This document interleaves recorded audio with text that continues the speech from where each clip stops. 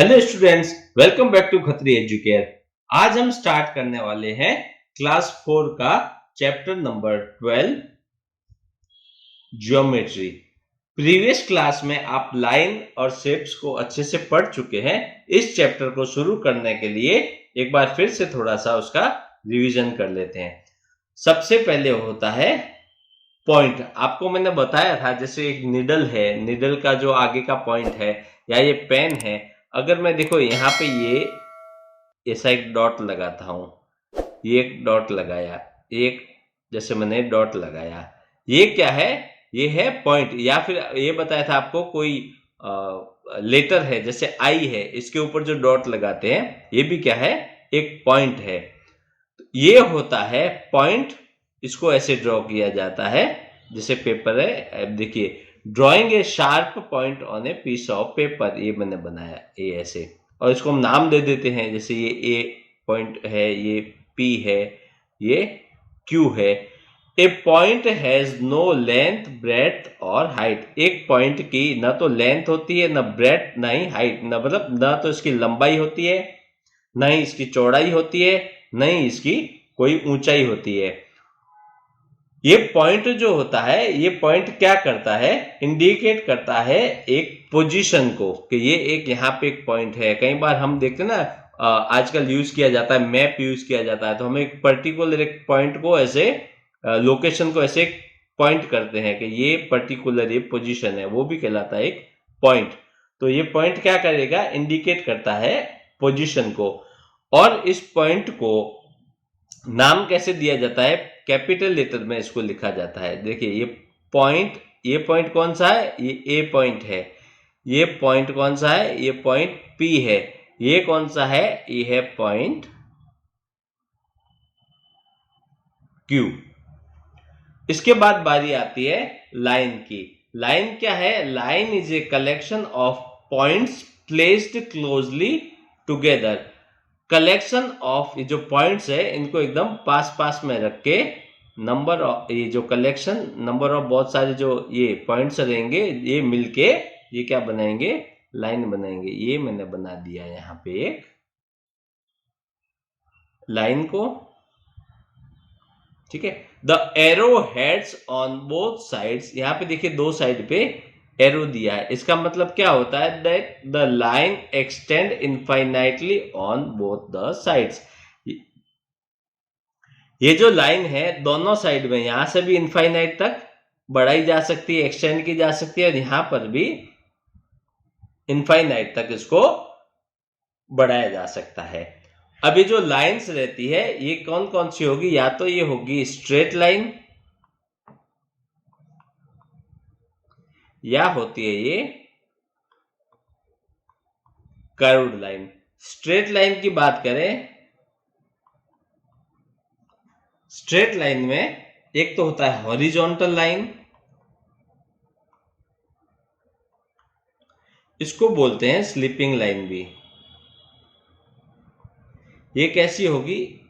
ये आएगी ऐसे, ये ऐसी लाइन होगी, ये एकदम स्ट्रेट आएगी, ये थोड़ा सा टेढ़ा बन गया है, ये एकदम स्ट्रेट, ये हो गई हॉरिजॉन्टल। इसके बाद आती है वर्टिकल लाइन, इसको स्टैंडिंग लाइन भी बोलते हैं। ये होगी ये ऐसे। इसके बाद आती है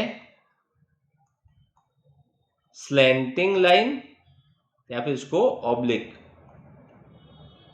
लाइन भी बोलते हैं। ये आएगी ऐसे। अब ये लाइन है, ये लाइन ना तो हॉरिजॉन्टल होगी ना ही वर्टिकल होगी, वो हो गई स्लैंटिंग लाइन। इसके बाद आती है, ये तो हो गया स्ट्रेट लाइन के, इसके बाद आती है कर्व लाइन। जो स्ट्रेट लाइन ना होके ऐसा हो सकता है, आप इसको ऐसा करके कर सकते हैं, आप इसको कोई भी मोशन में इसको दे सकते हैं। ये देखिए, कोई भी टाइप से आप इसको कर सकते हैं। वो स्ट्रेट नहीं होगी, उसमें कुछ न कुछ कर्व होंगे, वो कहलाती है कर्व्ड लाइन। नेक्स्ट आता है रे। इसके लिए एग्जांपल लेते हैं। ये एक सन है, ठीक है, यहाँ पे मैंने बनाया ये सन। सन क्या होता है? सोर्स ऑफ एनर्जी होता है, सोर्स ऑफ लाइट होता है। सन की क्या होती है? रेज होती है। वो कहाँ आती है? जैसे कि हमारे अर्थ पे आती है, ठीक है। ये एक सन है, इसकी रेज है, ये हमारी अर्थ पर आती है और क्या करती है? अर्थ को लाइट देती है, रोशनी आती है और हीट देती है। तो अब देखिए ये जो रेज है, ये जो एग्जाम्पल दिया है, तो सन से जो निकलती है रेज, वो ये एक डायरेक्शन में होती है। यहां से निकला, यहाँ गया, जिस भी साइड से निकलेगी वो वन डायरेक्शनल होगी, एक साइड से ही होगी। यहां से निकलेगी, इसका एक ओरिजिन होगा, एक स्टार्टिंग पॉइंट होगा और दूसरी साइड में ये एक्सटेंड होगा। वो कितना भी लॉन्ग डिस्टेंस तक एक्सटेंड हो सकता है। तो रेज जो होती है एक पॉइंट से स्टार्ट होगी और जाती है वन साइड में ओनली। इससे पहले हमने लाइन देखी थी, लेकिन लाइन में क्या था? ये दोनों साइड में एक्सटेंड हो रही थी। लेकिन जो रे होती है ये एक पॉइंट से निकलेगी और एक साइड में ही जाती है। तो इसका एक ओरिजिन यानी कि निकलने का एक फिक्स पॉइंट होता है और एक साइड में ये जाती है। तो रेज ऐसी होगी और लाइन ऐसी होती है। अभी देखिए ये है लाइन जो हमने बनाई थी, इसको नाम मैं दे देता हूं, पॉइंट दे देता हूं पी एंड क्यू। तो इसको कैसे रिप्रेजेंट करते थे?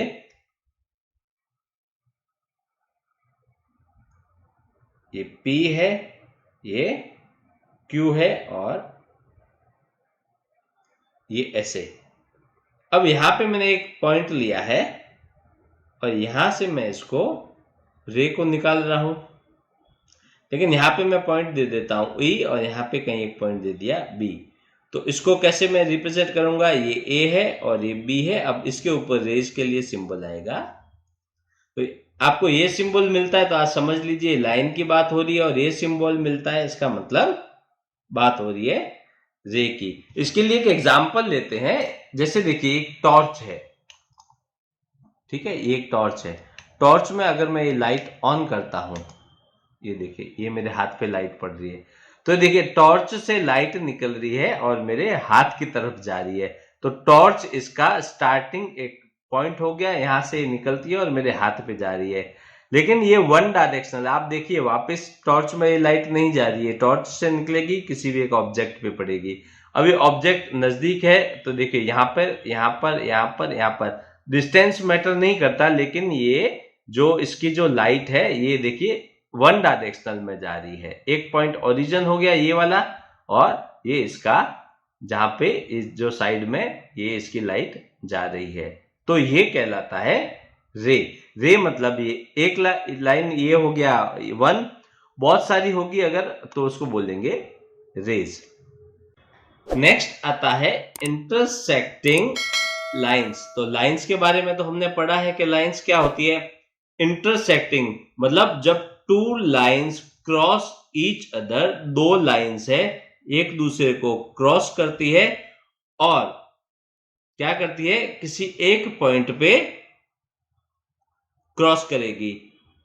When two lines cross each other at a point, तो एक पॉइंट के ऊपर दो लाइनें एक दूसरे को क्रॉस करेगी तो उनको बोला जाता है इंटरसेक्टिंग लाइंस। देखिए एक लाइन है, ये मैं यहाँ पे ड्रॉ करता हूँ, ये एक लाइन ड्रॉ की, यहाँ पे मैं इसको दे देता हूँ, ये लाइन है A और ये लाइन है B। एक दूसरी लाइन है, ये देखिए ये लाइन है C, ये लाइन है D। तो ये एक लाइन, ये दूसरी लाइन, ये कहाँ पे? यहाँ पे क्रॉस कर दी है, मैं इसको नाम दे देता हूं पॉइंट O। तो ये क्या हो गया? इंटरसेक्टिंग लाइन हो गई। और जिस पॉइंट पे ये इंटरसेक्ट करती है, एक दूसरे को क्रॉस करती है, उसको बोलते हैं पॉइंट ऑफ इंटरसेक्शन। नेक्स्ट आता है परपेंडिकुलर लाइंस। परपेंडिकुलर लाइंस को समझने के लिए देखिए क्या करना, सबसे पहले आपको एक हॉरिजॉन्टल लाइन ड्रॉ करनी है, ठीक है। मैं इसको नाम दे देता हूं, ये कहीं ये आर और ये एस, ये क्या है? एक हॉरिजॉन्टल लाइन है। अब इसी लाइन के ऊपर एक पॉइंट है O, ठीक है। तो एक हॉरिजॉन्टल लाइन RS और इस पे एक पॉइंट है O। ये पॉइंट के ऊपर क्या है, ड्रॉ ए वर्टिकल लाइन। ये पॉइंट पर आपको एक वर्टिकल लाइन ड्रॉ करनी है। ये वर्टिकल लाइन है P और Q। तो ये जो PQ है ये हो गई परपेंडिकुलर लाइन। परपेंडिकुलर किसके, ये RS लाइन के परपेंडिकुलर होती है। और ये जो पॉइंट है ये है O, इस पॉइंट पे हो रही है। तो अब बात करते हैं अगर इनकी परपेंडिकुलर की, तो इसका मतलब ये है कि ये वाला जो एंगल है ये होगा 90 डिग्री, ये वाला एंगल भी 90 डिग्री, ये वाला एंगल भी 90 डिग्री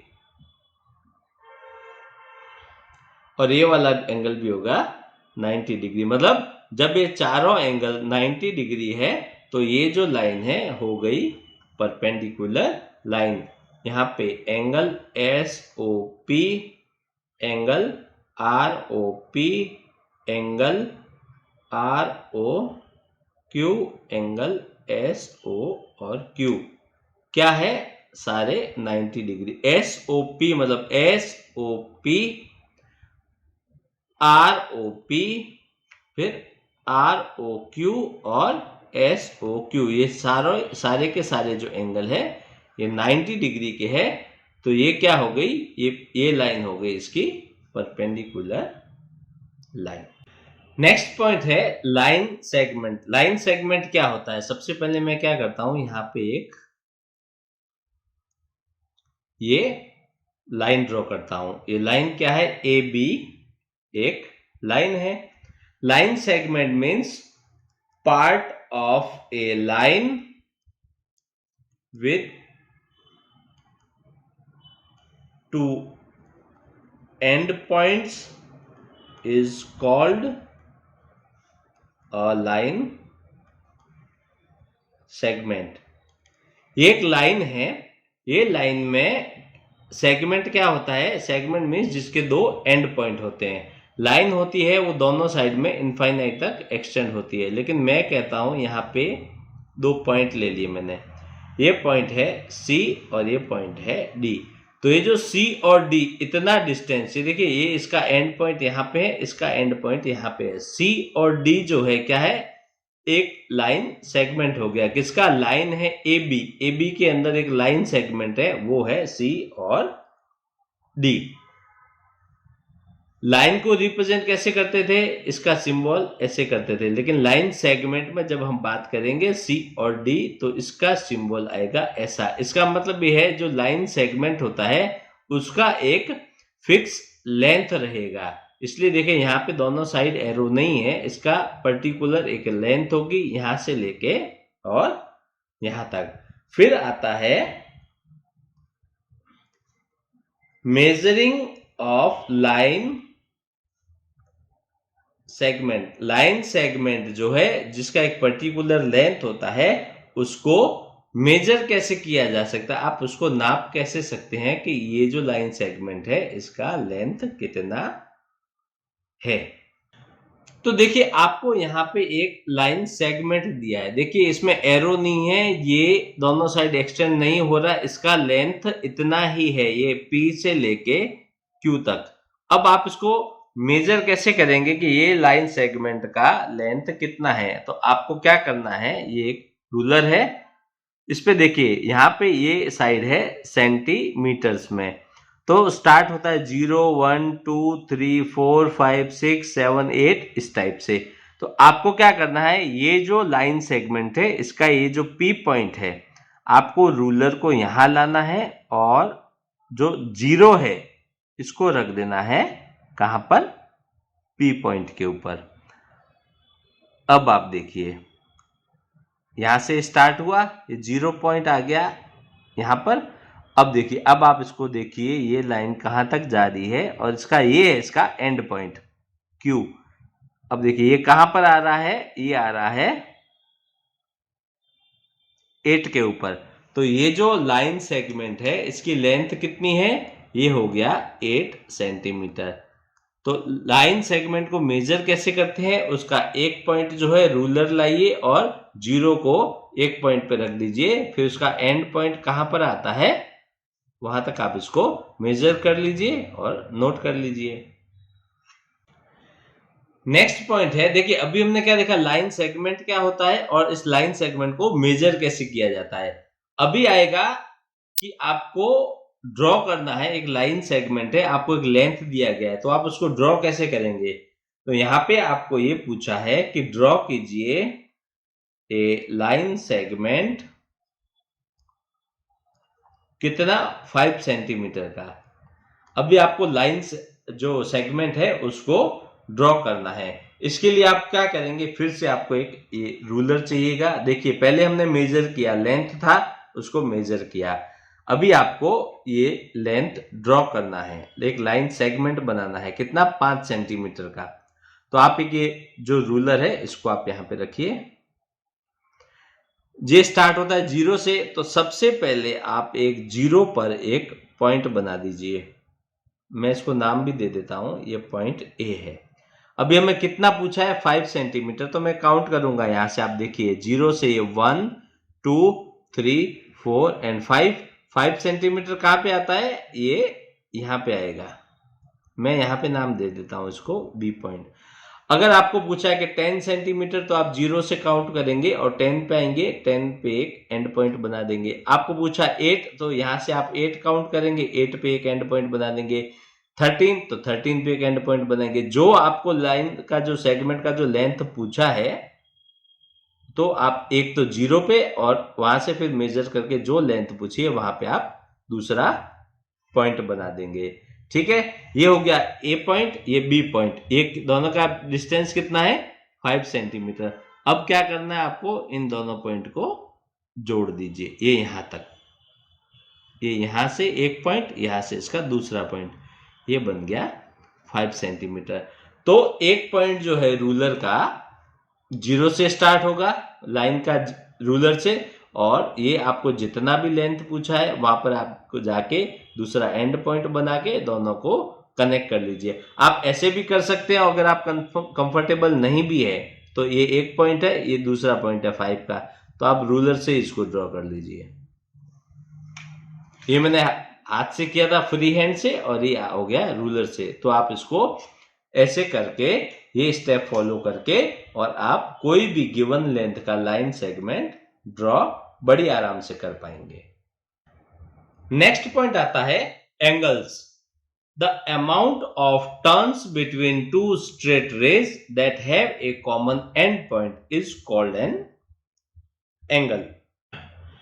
देखिए क्या कह रहे हैं, amount of turns between two straight rays, मतलब दो स्ट्रेट रेज है आपके पास में और उनका एंड पॉइंट कॉमन है। ये मैं बनाता हूं, एक पॉइंट लिया, एक रेज निकाली, देखिए एक पॉइंट है ये है और यहां से एक रेज निकल रही है, ये लाइन नहीं है, ठीक है। इसको मैं बोलता हूं, इस पॉइंट को बोल देता हूं ये ओ पॉइंट है, और इसको बोल देता हूं मैं ये बी पॉइंट है। और यही कॉमन पॉइंट से एक और रे निकलती है, इसको नाम दे देता हूं ए, ठीक है। तो अब इन दोनों के बीच का जो टर्न्स है, ये जो है, ये जो गैप है इन दोनों, यहां से लेके यहां तक का, ये जो या गैप कह दीजिए या ये डिस्टेंस कह लीजिए, ये जो रहता है इन दोनों के बीच का, ये कहलाता है एंगल। ये जो लाइन है हॉरिजॉन्टल लाइन, इसको बोलते हैं इनिशियल लाइन, इसको बोलते हैं रिवॉल्विंग लाइन। मींस ये लाइन फिक्स रहेगी और ये लाइन रिवॉल्विंग, मतलब ये लाइन फिर घूमेगी, और इसका जो गैप है बीच का, ये जो है कम ज्यादा हो सकता है। और ये जो इनका कॉमन एंड पॉइंट है दोनों का, ये कहलाता है वर्टेक्स, ठीक है। तो यहां पर ओ बी क्या है, इनिशियल रे है, और ओ ए जो सेकेंड जो रे है उसको बोलते हैं रिवॉल्विंग रे, और जो एंगल है वो है एंगल ए ओ बी। यहां पे देखिए ये जो O पॉइंट है ये वर्टेक्स कहलाता है। यहां पे क्या है, the vertex always come in the centre while naming the angle. ये पॉइंट जहां पे मिलता है ये होता है वर्टेक्स। तो जब भी किसी एंगल को नाम देते हैं तो ये हमेशा बीच में आता है। तो ये देखिए एंगल ए ओ बी ये बीच में आएगा, या फिर आप इसको ऐसा भी बोल सकते हैं कि जो एंगल है बी ओ ए, तो ये जो जहां पर एंगल बनता है जो वर्टेक्स पॉइंट है ये हमेशा बीच में आएगा। और ये जो एंगल है A O B is formed by two rays, O A और ओ बी दो रेज से मिलकर बना हुआ है। तो यहां पे देखिए हमारे पास दो रेज है, एक ओ बी है और एक ओ ए है, ठीक है। ओ बी क्या है, ये ओ और ये बी की बात करूं तो ये क्या है, एक हॉरिजॉन्टल रे है।